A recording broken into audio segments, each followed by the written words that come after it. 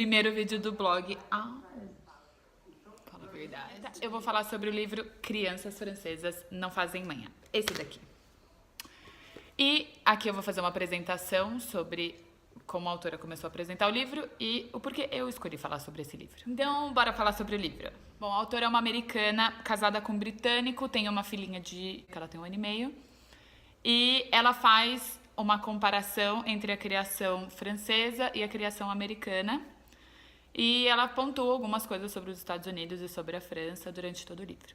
Então, estou eu aqui, brasileirinha, para falar o que eu achei do livro sob o meu olhar. Bom, mais uma coisa é que eu não conheço nenhum francês e eu não conheço a cultura deles. Eu conheço americanos, porque eu morei 2 vezes lá, mas eu não acho que porque eu conheço meia dúzia de mãe que eu posso falar que a educação de algum lugar é daquele jeito porque eu conheço meia dúzia de gente.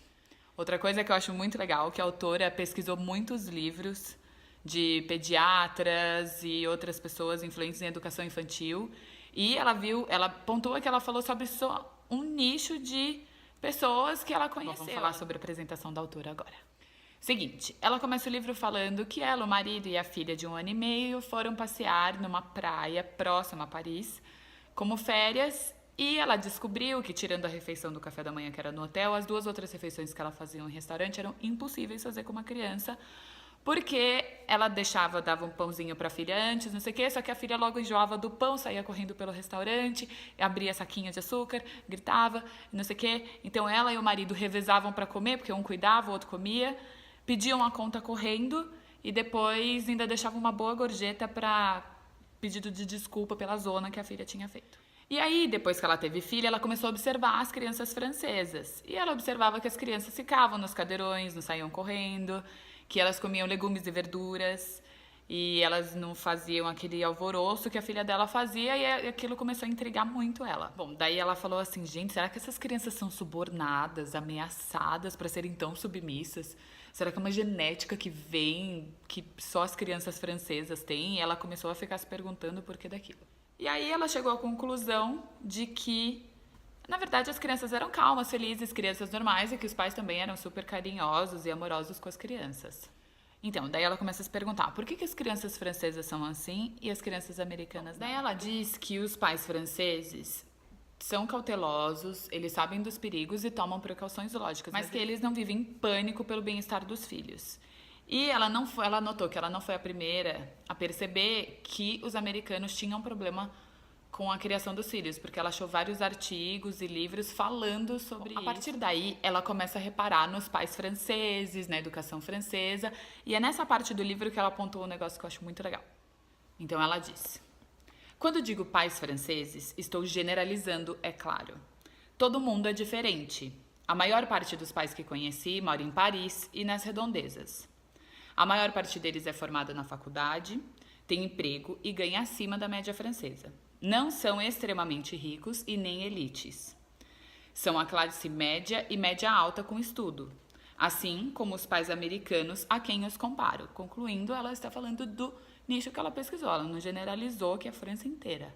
E aí tem mais um trecho que ela fala que eu acho super legal, que é o seguinte: rapidamente fica claro que ter um filho na França não exige a escolha de uma filosofia de criação e educação. Todo mundo mais ou menos usa as regras básicas sem perceber. Esse fato por si só torna a atmosfera menos ansiosa. Então o que eu gostei que ela falou nessa parte? Eu falei com a tia Mônica, a minha queridíssima pediatra mais maravilhosa, amo muito. E eu falei assim, tia Mônica, e agora? Tipo, esse livro é legal, vale a pena ler? Ela falou, vale, o livro é ótimo, mas a gente tá no Brasil. Então assim, quer dizer, a gente não tem a atmosfera francesa aqui que vai ajudar em todos os pontos a criar, se você gostar desse livro como eu, mas eu acho que vale a tentativa. Antes de chegarmos no final da apresentação, ela continua dizendo o seguinte, que os pais franceses, eles entendem que eles não estão a serviço dos filhos, e eles não sentem culpa por isso. Bom, então fica aqui a frase final, o trecho final, né, que ela vai falar aqui, e eu vou deixar 2 perguntas para vocês depois. Então ela fala o seguinte: acontece que, para ser um tipo diferente de mãe ou pai, você não apenas precisa de uma nova filosofia de criação de filhos, você precisa de uma visão bem diferente do que uma criança realmente é. Bom, então ficam aqui minhas 2 perguntas. como você enxerga uma criança.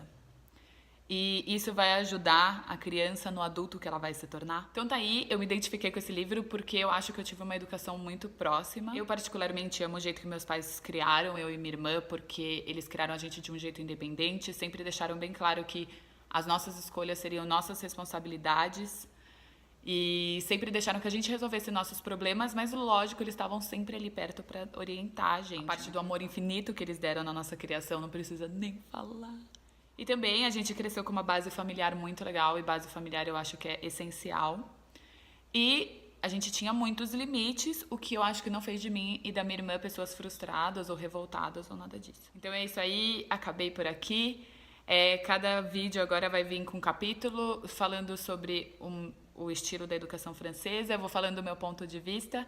E agora a gente tá na parte de treinos. Depois, quando eu tiver o neném, vai ficar um pouquinho sem vídeo, né? Porque daí eu vou estar no game mesmo.